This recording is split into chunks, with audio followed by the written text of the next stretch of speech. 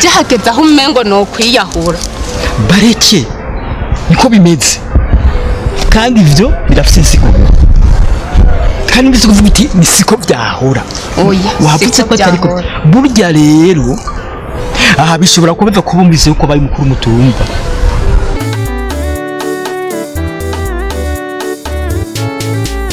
ijambo rya Kristo ribe muri mwebwe rigwiriye ribemwo n'ubwenge bwose mwigishanye kandi mutibagiye guhanurana ijambo rya Kristo ribe muri mwebwe rigwiriye ribemwo n'ubwenge bwose mwigishanye kandi mutibagiye guhanurana.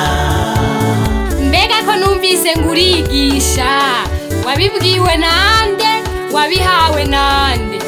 Erega wabimpaye nawe yarabiguhaye nabihawe n'ijambo Abikolosayi 3:16.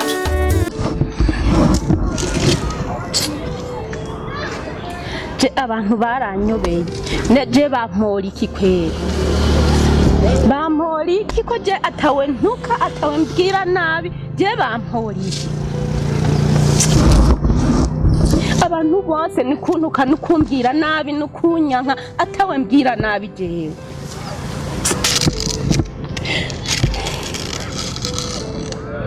mana baza je sindabyumva nta nibyo numva uri ngaharantuka akambwira ibyo ntazi akanyanka nta naho nkifise nca ari kumvuga kandi ataco ndabagira jewe ndi umuntu atuje nta muntu tuvugana na man abantu nawe nipfuriza inabi bose ndababwira neza uwo duhuye tuyaga neza muga kumvuga kuntuka kuntera amabuye ntaroga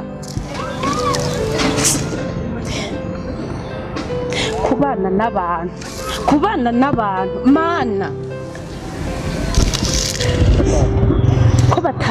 ko batahora banyiyumvira nabi kandi bitahora bitanguye ubu none je bariko bamporiye sindabitahura nta na gatoya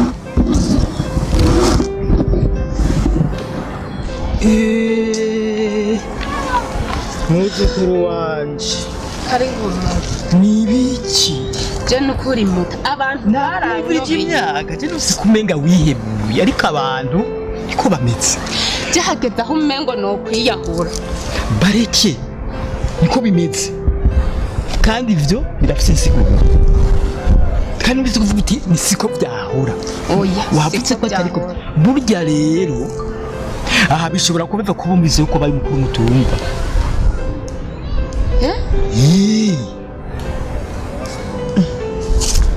muta none kuri umukuru w'umutumba niho aho nci yose bontera amabuye bakantuka ko ndi umugesera ko ndi umwicanyi harya rero burya rero abatanezerewe ahubwo ngo tugende hamwe duhora tuganirira tubiganire byose tubinonosore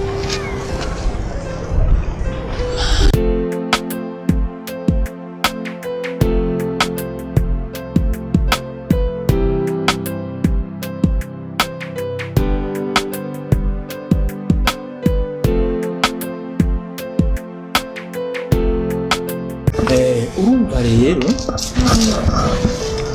hariho amajambo tudakunda gukoresha cyane kandi ayo majambo tukayasanga mu ijambo ry'Imana. Hanyuma rero urabona yuko nasanzwe uri kurarira kandi ni byiza ko ndabona ari mitende byagabanutse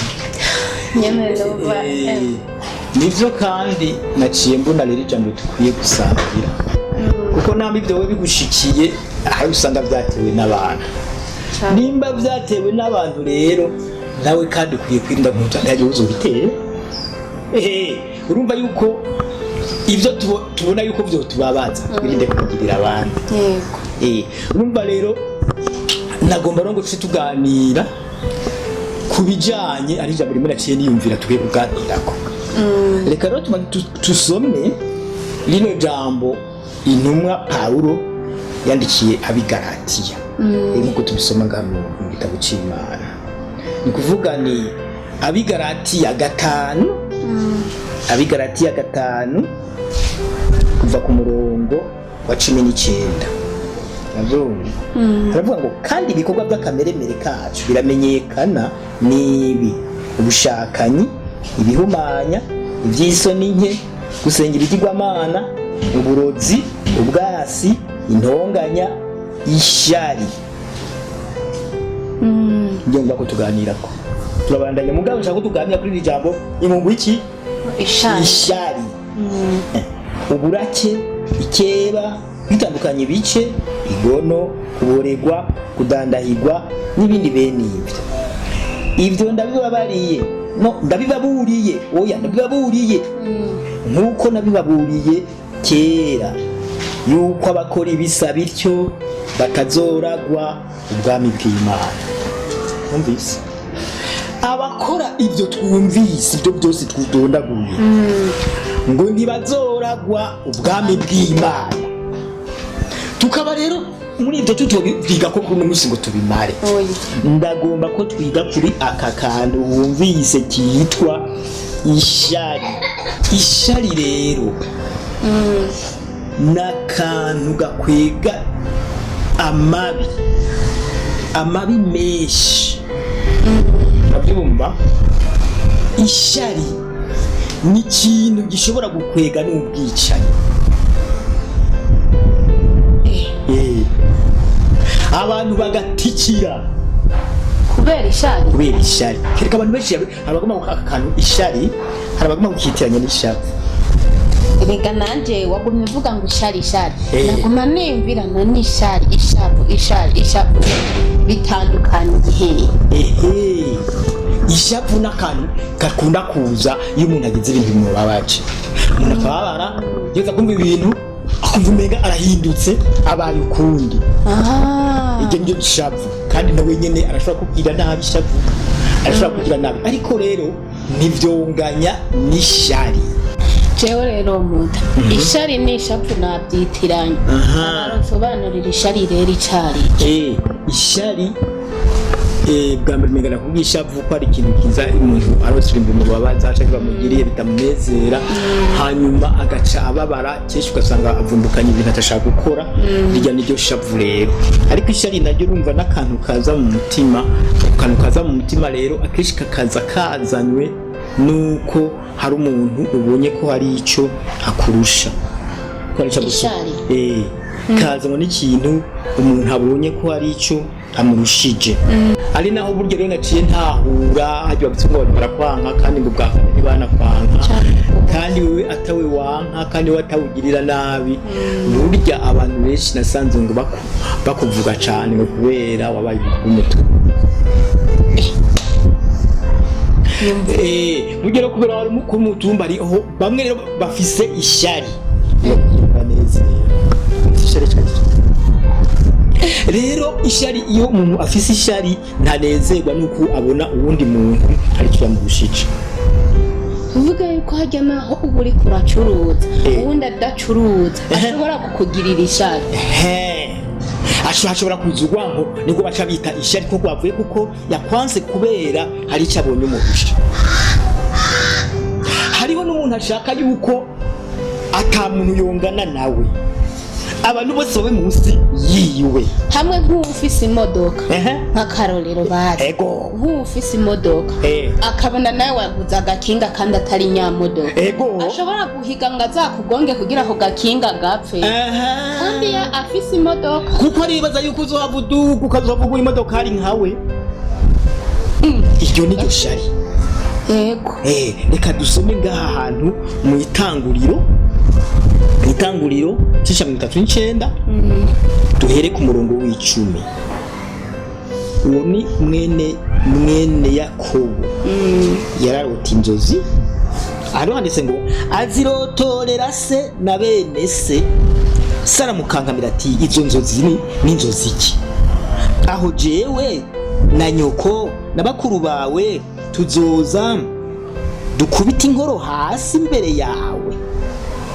Bene se bamugirira ishari ariko se azigama ayo majambo mu mutima wiwe. None iryo shari uziryabaneje riko riki?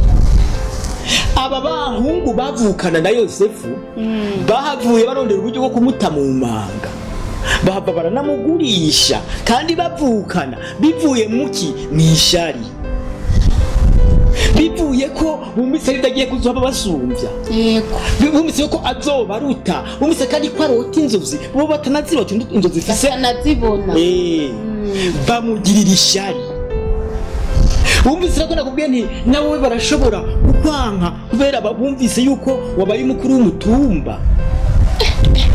Abafite ishari rero bigatuma bakwanga bati araturuse, yarakwiye kuguma ari munsi yacu. Ishari rigaviva muri bwa bwicanye abantu bakavuga ko yigakurwa kwisha kugirira nabi. Hamwe ukumbona abanyanka abantu bose bakangira inama yo kunyica kwana baye umukuru w'umutumba. Yego bafite ishari. Muga badafite ishari urumva bararifise. Wewe rero icyo ukora rero mbega uzokora iki? Ni kubasengera. Ugenda mu rusengero gusenga sinakuru. Genda heko gusenga. Yuko abantu duhura bantera amabuye atacu nabavugishije. Icenge imbere y'Imana ndabasengere mvuga ngo igituma uzona basengera. Yesu yaravuze ngo mukunda basi banyu, musabira babahamo. Mukunda basi banyu, musabira babahamo. Uranyukije akajambo ke. Akajambo narakibagiye. Wari warakibagiye. Narakibagiye. Kubera ubwo gwanko mbona abanya. Nivyo bajareka bakwanye. Wowe uje imbere y'Imana, uterega Mana, hari abantu banyanka, hari abantu batamvuga neza, hari abantu babaye ukunda bayukuru umutumba. None gamana, bari abantu rega bahindire mugo bagirira ikigomwe. Mama yanjye jana ariko ndiga imigambi mibi yuko nanje ngiye guhaguruka twatakana. Aho woba wikwegeye, aho wabigize nabi, woba ukwezi izindi ngorane. Nanje noba ngiye mu banyeshari. Woba ugiye mu banyeshari. Urumva rero ishari mukurigwanya kuko nakanira kaba mu mutima w'umuntu. Kaba mu mutima w'umuntu, umuntu akaraba kantu umurushije.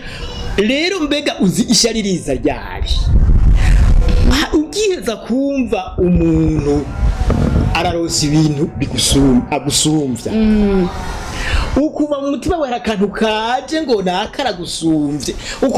We numerewe neza kajya kantu cugwana. Ututakambira Imana uti Mana ntabara andashaye ahagira hazi ingorane. Yavyumva ugiheza kumva kantu kakwereka yuko utanezerewe canye umuntu yashikirwa n'ingorane. Yego aho kubabara kacugira ngo reka ngo nikoba reka rubanze bahure nyine ngo amanyama yako. Urumva narijya nishari kunezerwa bita ivyo umuntu ibintu byashikiye umuntu naryo rijya nishari. Rero nukuvuga yuko aho uri hose ugiye ko ugenda gusenga murana na Bibiliya murana. Rero ko burya wajerwa ry'amabanga naho urumva hari urundi rwego wateye ko wagize rujya rwego rero rushasha ukwiye kubandanya gusenga kuko hariho utugwanya.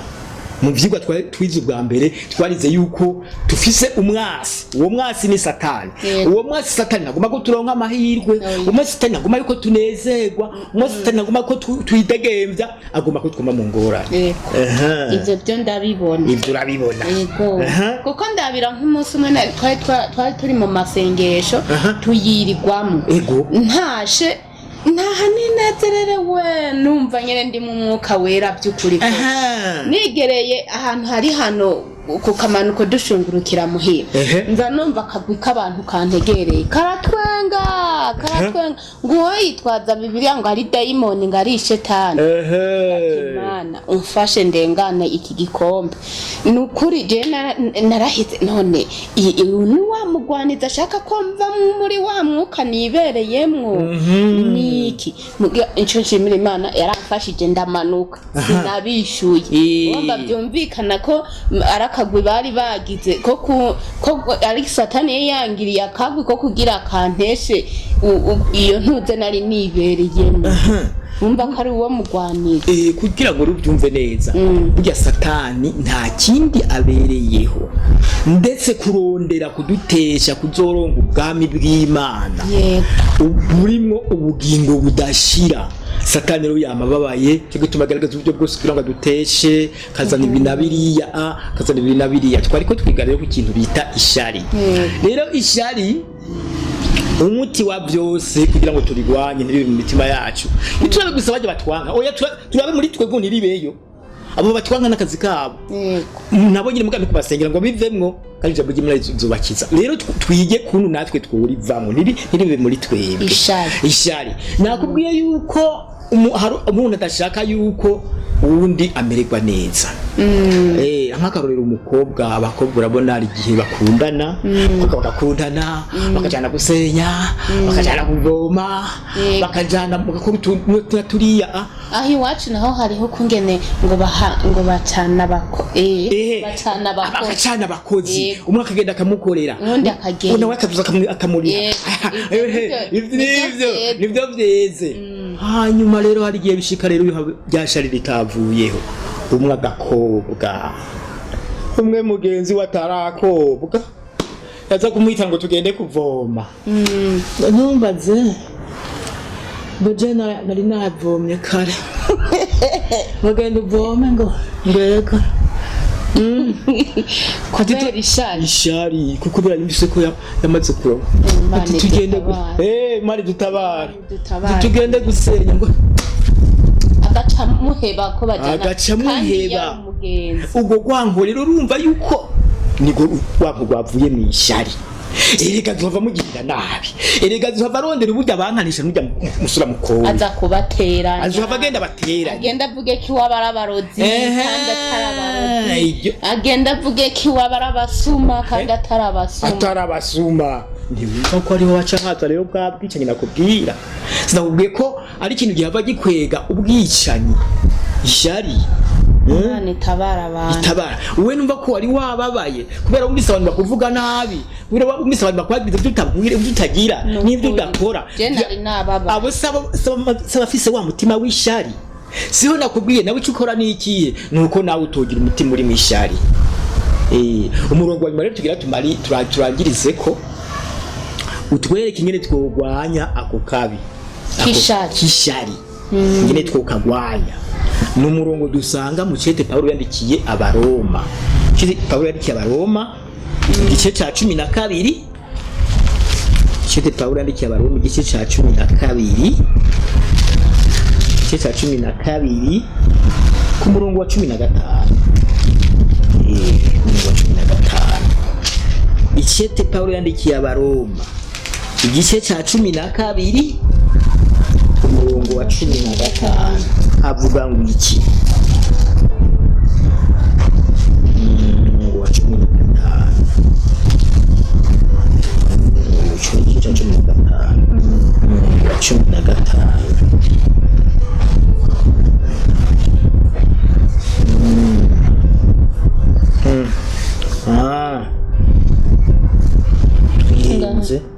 siho igice ca 12 igice ca 12 umurongo wa 15.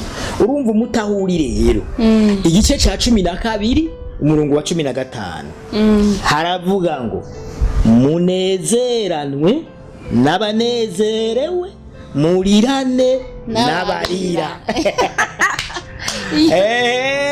ubona narawumvise wari warawumvise aho niho umuti uri wa kakabirero kitwa ishari. Nukuvuga ubonye ko mugenza wanezewe nezerwa nawe ubumvise ko mugenza wakowe nezerwa byinaho gute utera impundu uti mugenza njarakowe utagize umugira ni bwiza mbere biratevye y'ubugeni bucabuza tukanezerwa tukazoguherekeza wambaye intuze babyita tuziya ngo bamba mu giteni ziga bagiramwo Maria cyane nuko inzika urushunge sha nzonererwe kabonye wambaye urushunge nzoguherekeza mu modoka bibi bikakunezera umuntu nabonye aje gusumbya namba afise ibi nibi bigitego gira byishiye yewe ubye umererwe neza kandi ubihemwe n'abandi ntakosa riri uwo ni wamutiwe ishari ngo mutiwe ishari ubonye mugenza wanezerewe nezerwa nawe tinangurane ni byiza uyironkeye biza atiho kitugene ndaguherekeza kandi ushaka usaba Imana utereka naje Imana uratomba nanje urabyumva ari umukobwa atereka Imana ko uriye mukobwa mugenzi bamuhaye umufasha nanje urazumba Imana ni byiza ibyo ntangurane zirimo ariko guca umwanka ngo yoguhe ngo urishima ngusanga bishima ngo rukirya nuko rero ngo rurose agatangurasha haraho abakobwa nukuri sharirira Imana itabara abantu ugasanga umukobwa yari umugenzi wawe abonye urose agaca atangura kuvuga ngo ugiye ku Gisuma urumva iryo shaka nashaka uzogenda akavuga yuko ugiye ku Gisuma ariko iyajiwe atari kuvuga ko ari Gisuma Imana idakwiye gutabara imitima y'abantu ikwiye gutabara imitima y'abantu yacu kandi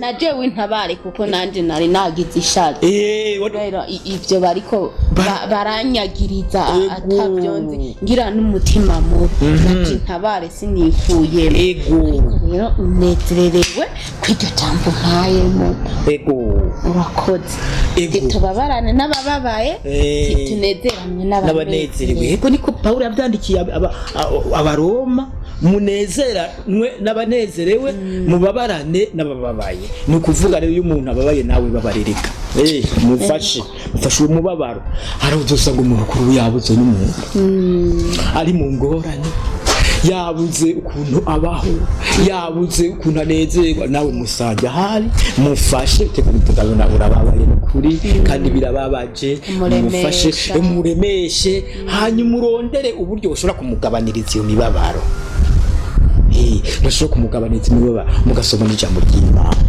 gusoma ijambo ry'Imana hariho amajambo ashobora kuruhura imitima iremerewe imitima irushe gusoma ibintu bigenze neza n'iryo jambo rero urumva yuko twasezeranyije abantu ko tuzokoma tubaha ijambo mwebwe mutwumviriza aya majambo reka ni gwacu ariko namwe ni gwanyu ni ukuvuga aya majambo namwe muyagenderemwo muyabemwo erega ni inyungu yanyu ni ibintu bizana inyungu mu bantu bariko bararondera ijambo inzira ija mw'ijuru tufise kurondera inzira ija mw'ijuru kugira ngo tuze tubane n'Imana rero urumva rero mwuzukuru aho uri hose wamugwanya ko kantu bikabi mu mutima wawe kandi ubwire n'abandi bana ko kantu bakagwanya gatsindwe umusubira kwegama bimeshi gashobora kuvamo n'ubwicanyi cyane hama rero mwebwe mwari kumwe dukurikira ni kuri mugwanya ishari mwemere ko riba mu mitima yanyu uwumvise ko umuti w'ishari rero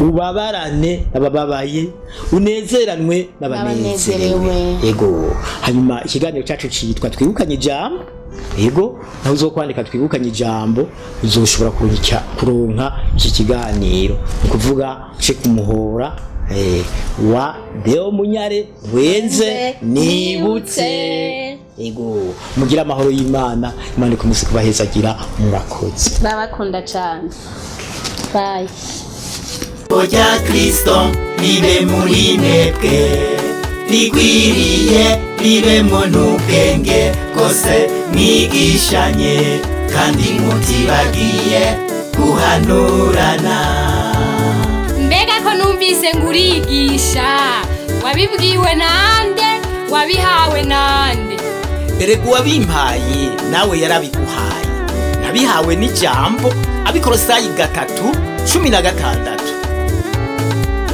ijambo rya Kristo ribe muri mwebwe rigwiriye